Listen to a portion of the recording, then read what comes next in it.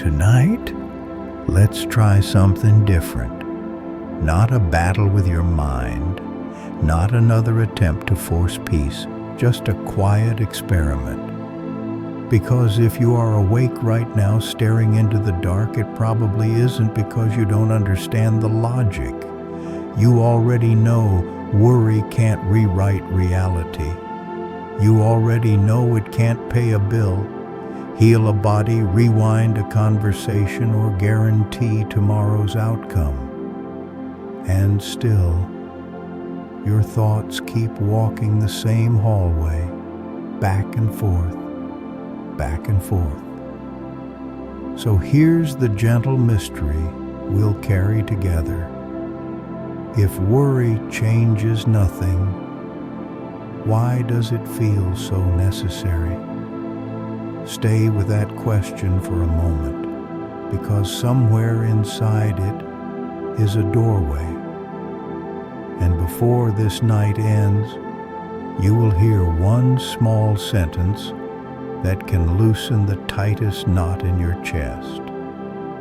Not because your life suddenly becomes simple, but because your mind remembers a kind of safety that doesn't depend on certainty.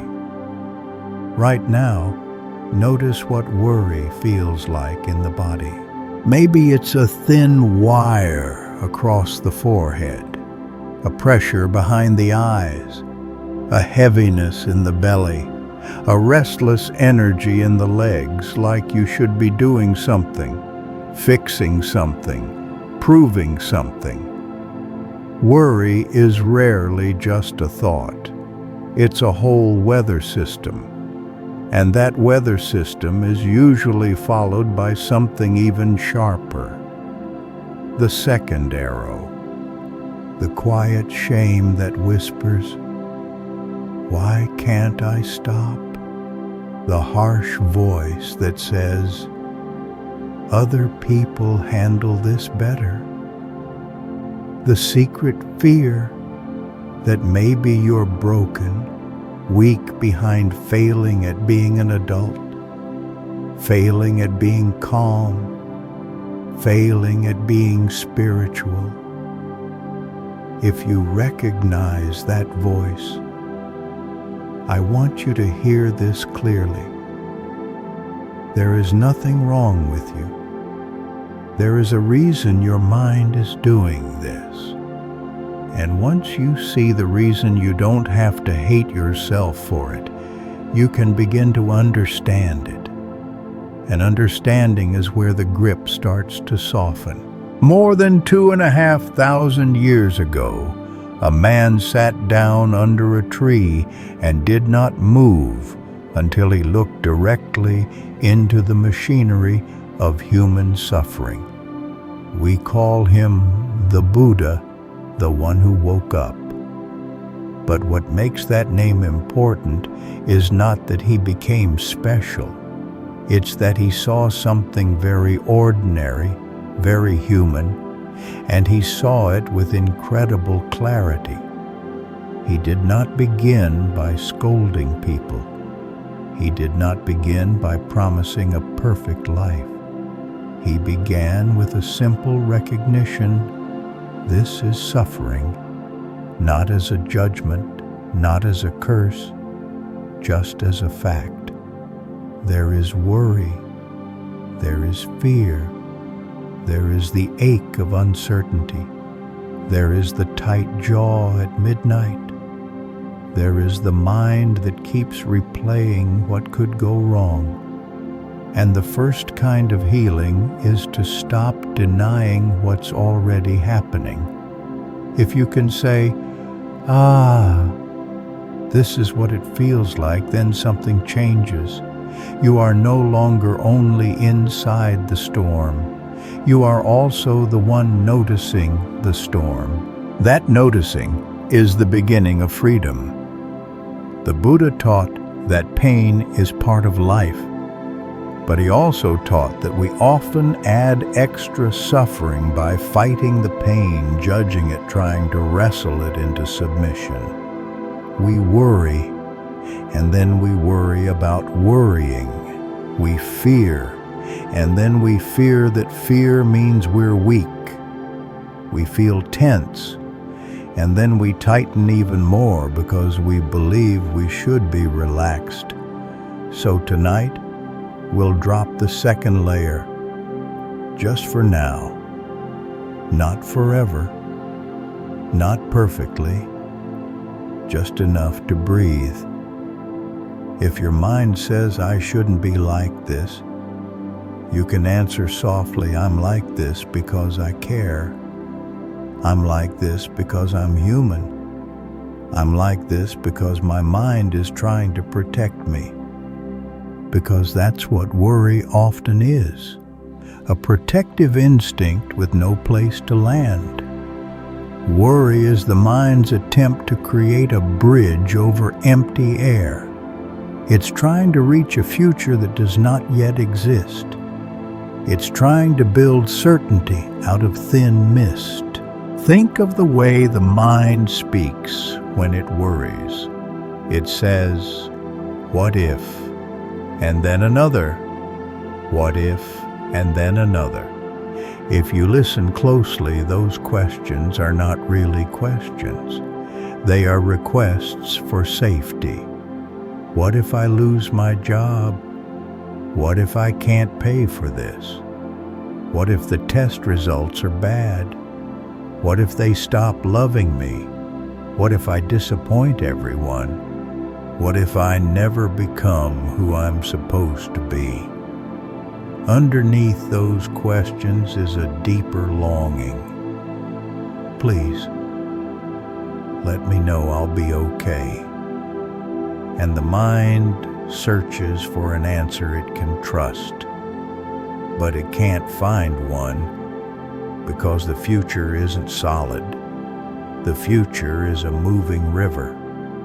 So the mind runs in circles like a tired animal searching for a door. That's why worry feels endless. It is trying to end uncertainty by thinking. But uncertainty is not a problem you can solve with thought. It is a reality you learn to hold. This is one of the Buddha's most practical insights. Suffering arises when we cling to what cannot be controlled. We cling to outcomes, to identities, to versions of ourselves, to the idea that life should be predictable. And when life moves as it always does, the mind panics. Not because you are weak, but because clinging and fear are old habits of the human heart. In Buddhist teaching, there is a map of how suffering forms like a chain of links. At the start is not stupidity, but something more subtle, not seeing clearly. Not seeing that everything changes, not seeing that life cannot be locked into a fixed shape. We act like we can secure the future the way we secure a door at night. But the future is not a room. It is a horizon, and horizons cannot be held. So the mind tries to predict, to plan, to prepare for every possible pain. It believes that if it thinks long enough, it will find the one right path that guarantees safety. But what it finds instead is more scenarios, more possibilities, more branches. The mind becomes a tree in a storm, shaking with 1,000 imagined winds. And here's the strange twist.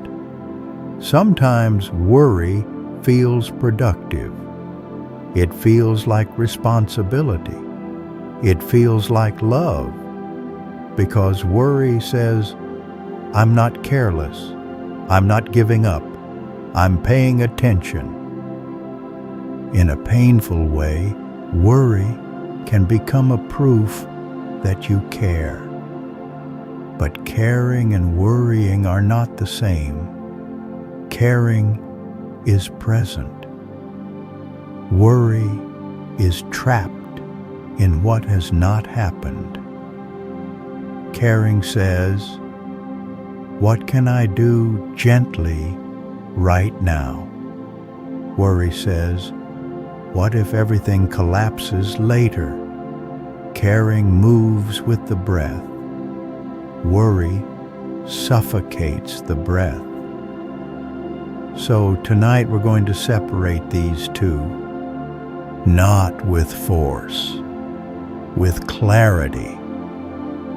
Let's try a simple exercise. Bring to mind the main thing you're worried about, just the outline of it, not the whole movie. Now, ask quietly, is there an action I can take right now in this moment that would truly help? If the answer is yes, then the practice is not to worry. The practice is to do the action tomorrow, or write it down, or make a tiny plan. Then come back to your breath. If the answer is no, if it is not something you can act on right now, then worrying is not action. Worry is just suffering. And the practice becomes letting the mind rest from what it cannot change. You don't have to solve the whole life tonight. You only have to take your hands off the spinning wheel. This is where many people misunderstand meditation and Buddhist practice.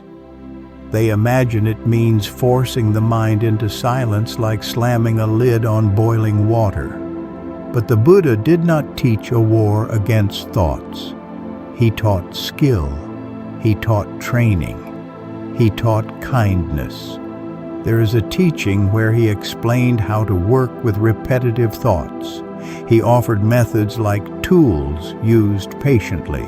First, you guide the mind toward something wholesome, not because the worry is evil, but because the mind needs a new home. Tonight, that home can be the breath. Feel it entering. Feel it leaving. You don't need to breathe in a special way. Just notice that you are already breathing. Then notice something important. The breath is always now. It never visits tomorrow. Worry lives in tomorrow. Breath lives here. So each time you return to the breath, you are returning to something real. But sometimes the mind refuses. It comes back to the worry like a tongue returning to a sore tooth.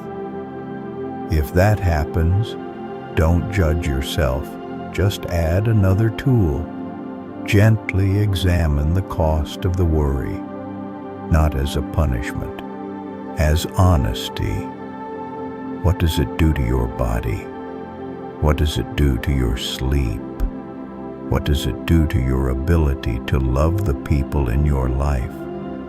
What does it do to your ability to taste food, hear music, feel sunlight, notice kindness? Worry has a hidden price.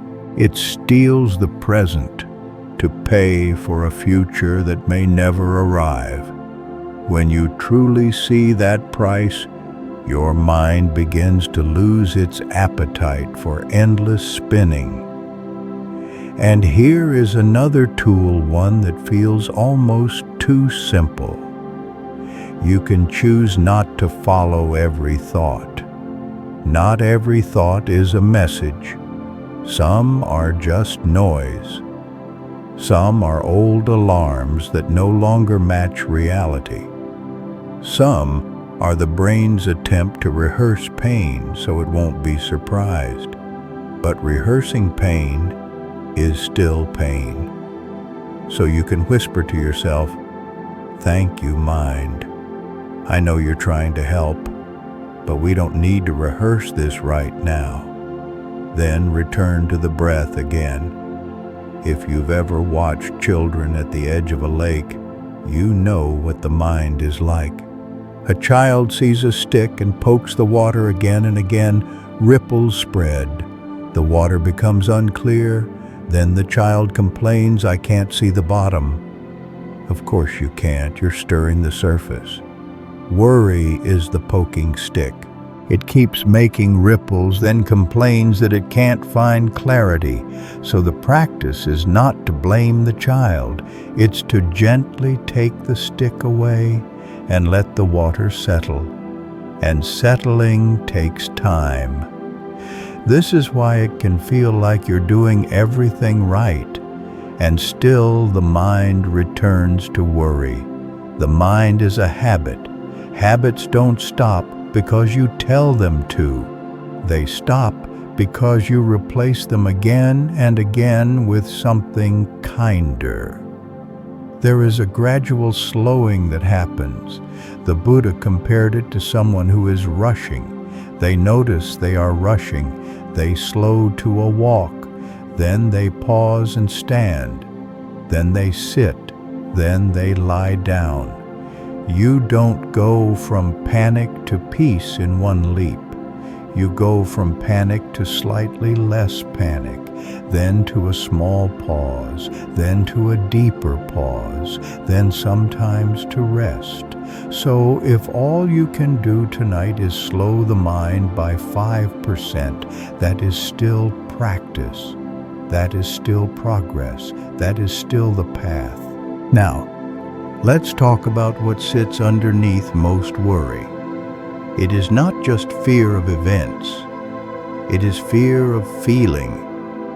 We are often not afraid of the future itself. We are afraid of the emotions we might have to carry in that future. We worry not only about losing something. We worry about the grief. We worry about being alone inside that grief. We worry about not being able to handle the shame, the disappointment, the uncertainty.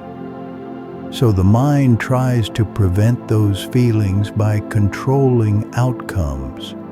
But outcomes are not fully controllable.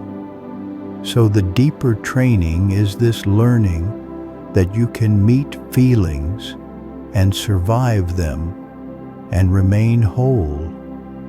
This is where compassion becomes practical, not a slogan, a skill. Imagine that your worry is not an enemy. Imagine it is a frightened part of you, standing at your bedside, shaking a little, asking for reassurance. If you were kind, what would you say? Would you scream at it? Would you call it pathetic? Would you threaten it?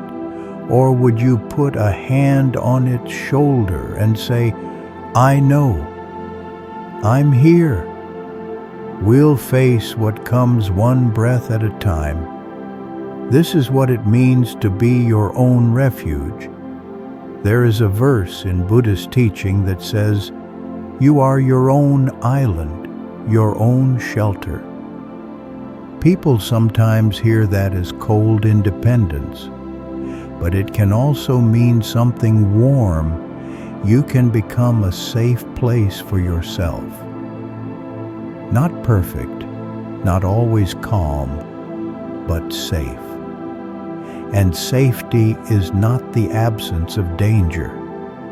It is the presence of gentleness. So if worry rises again, instead of asking, how do I stop this? Try asking, can I meet this with kindness? Now there is a story in the Buddhist tradition that many people return to when they are trapped in grief and fear. A young mother lost her child and could not accept it. She carried the small body through the village, begging anyone for medicine, begging for a miracle. When she came to the Buddha, he didn't argue with her pain. He didn't shame her.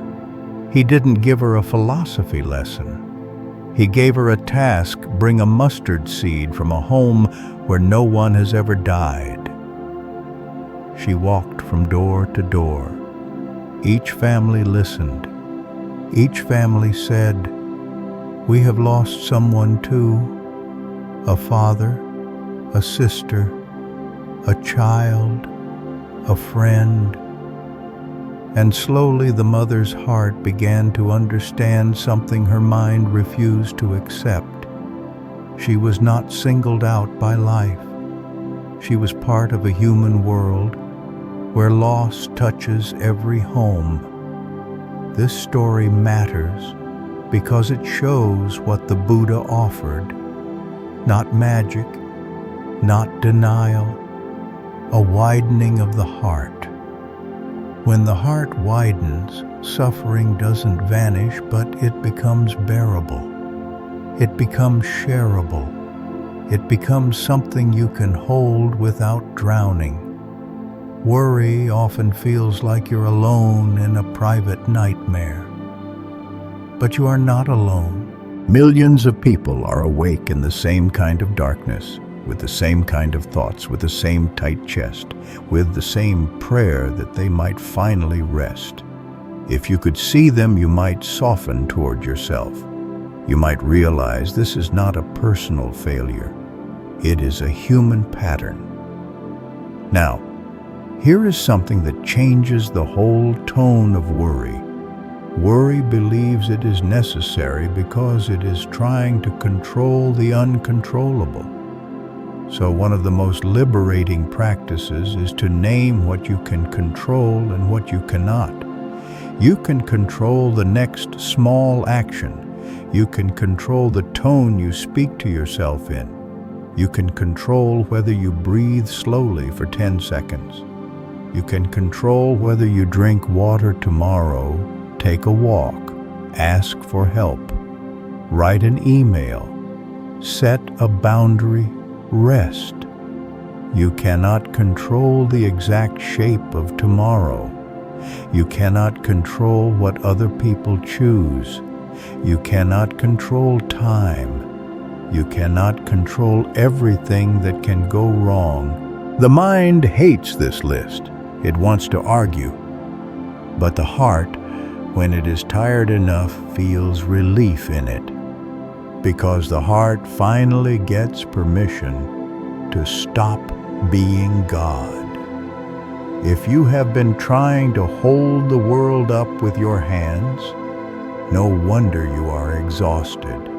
So tonight there is a quiet invitation. Let the world be heavy without you.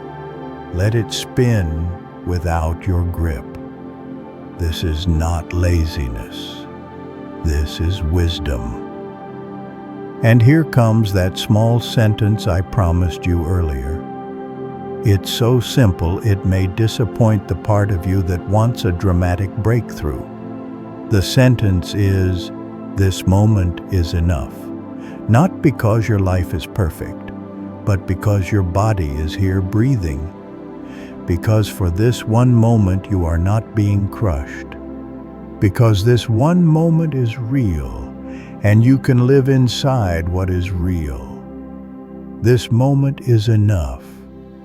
Try saying it silently. Then again, this moment is enough.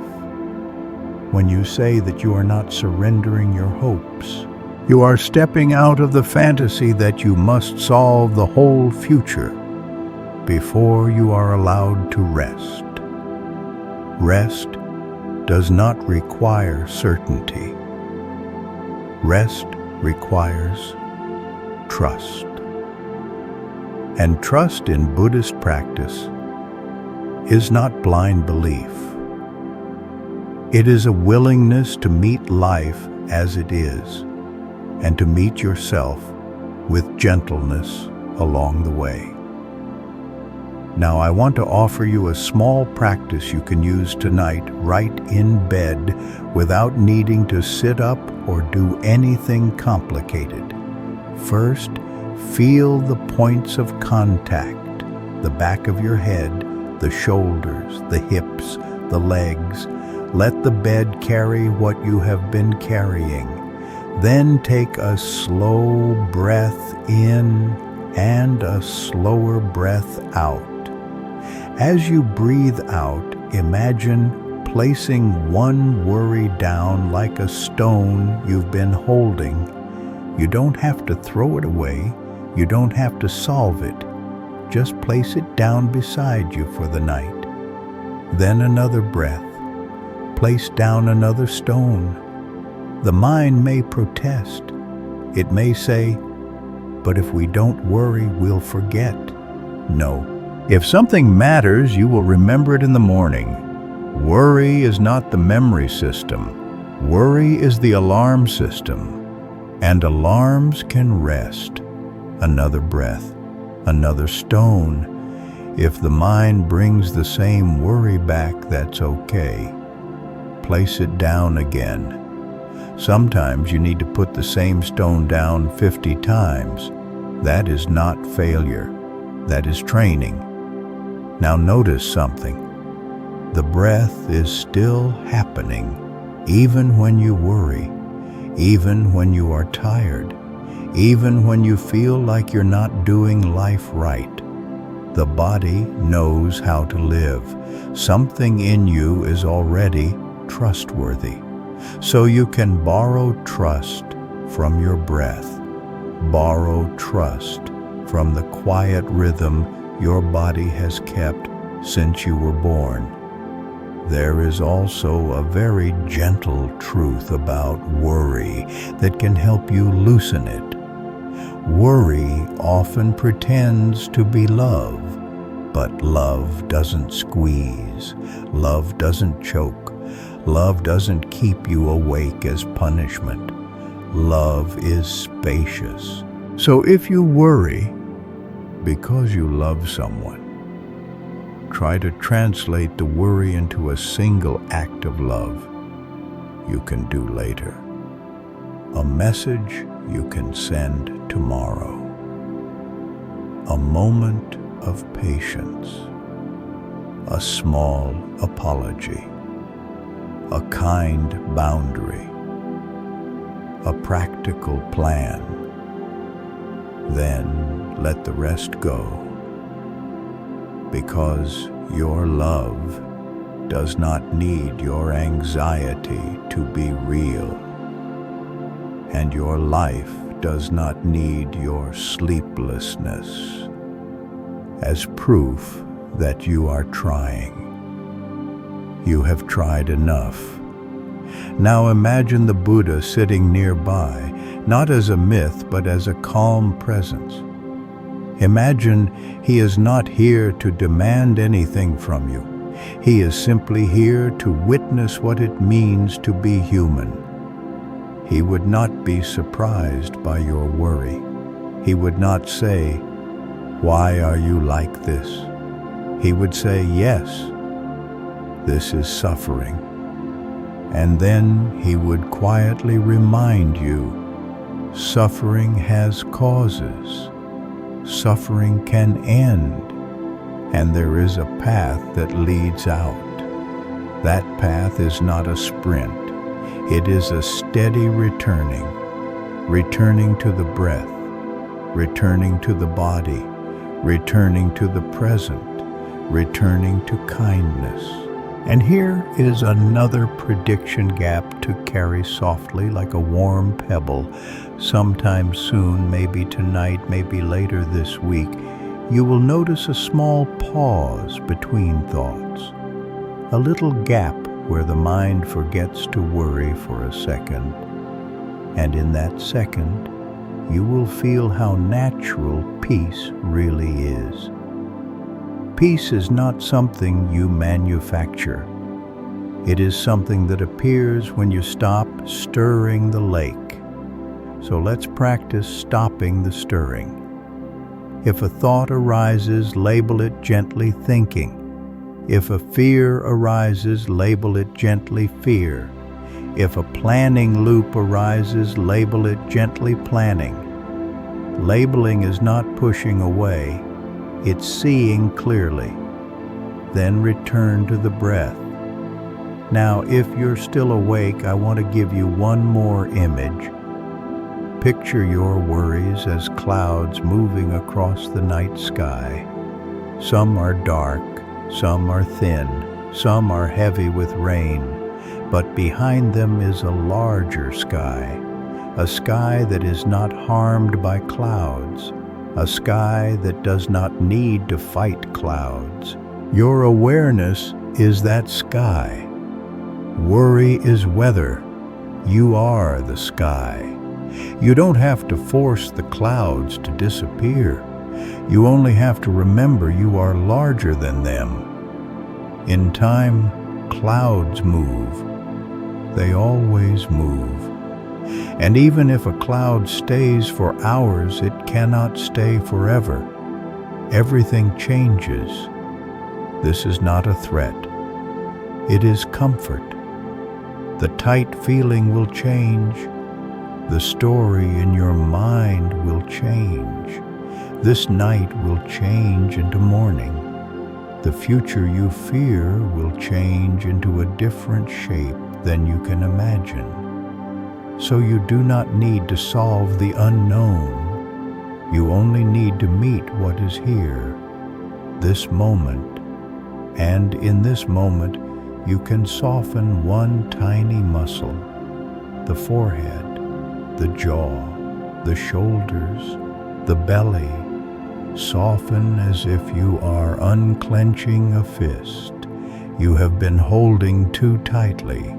Now let's end in an open way, not with a perfect resolution, but with a gentle door left ajar for the next step.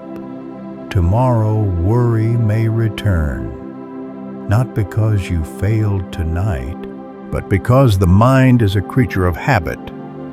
And when it returns, you will have something new. Not a slogan, a practice. You will be able to say, I see you. I know what you are. You are the mind searching for safety. And in this moment, I can rest.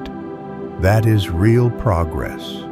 That is awakening in everyday life, not fireworks, not mystical visions, just the simple ability to return. So for now, if sleep comes, let it come like a visitor. You don't have to impress. If sleep doesn't come yet, let your body rest anyway. Rest is not only unconsciousness. Rest is letting go of struggle. This moment is enough. And if there is one thing to carry from this night into the days ahead, let it be this. You don't have to stop caring. You only have to stop using worry as the way you care. There is a calmer way, a kinder way, a way that doesn't steal your nights. And as you breathe in and breathe out, let that possibility stay with you quietly, like a lantern left on in the next room.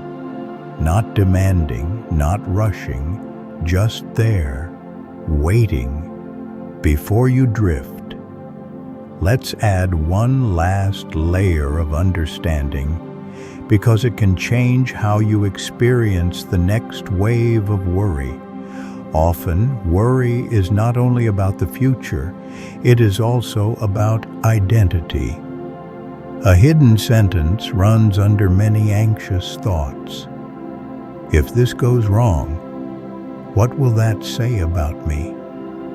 If you lose the job, what does that mean about your worth? If the relationship ends, what does that mean about your lovability? If you make a mistake, what does that mean about your value? If your body changes, what does that mean about who you are? And here is the twist. The Buddha points to again and again, your worth was never dependent on outcomes. Outcomes change because conditions change. They rise and fall like tides. But the deepest part of you does not need to be earned. It does not need to be proven at 2 a.m. When you watch worry closely, you can see how it tries to defend an image of me, a successful me, a safe me, a respected me, a me that never disappoints. That image becomes heavy, so heavy you carry it into bed. But Buddhist practice invites you to loosen identification, to remember that you are not a fixed statue that must never crack. You are a living process, breath, sensation, thought, feeling, all changing. When you stop demanding that life confirm your identity, the mind becomes softer, because it no longer has to protect a fragile story. So, if a worry arises tonight, you can ask, what story about me is hiding inside this thought? And then very gently, can I let that story rest? Not because you don't matter, because you matter too much to be reduced to a single outcome. Let that be the quiet revolution. And now a final practice so simple it might feel like nothing until you try it. On your next exhale, imagine you are opening your hand, not pushing anything away, just opening. On the next exhale, open again and again. If your mind wants to grab, let the hand remind it we can hold life with open palms. Open palms still care. Open palms still love. But open palms do not strangle what they touch. Some nights, that is the whole path.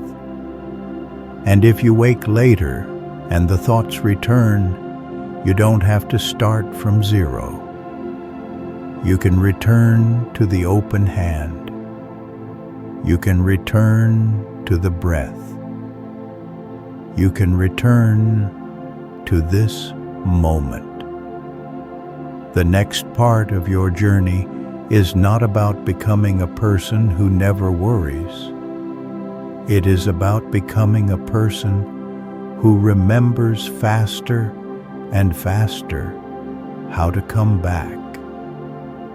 So let the night teach you that skill. Let the darkness be gentle. And if you find yourself right on the edge of sleep, right at the place where the mind loosens and the body becomes heavy, notice this. You don't fall into sleep by trying harder.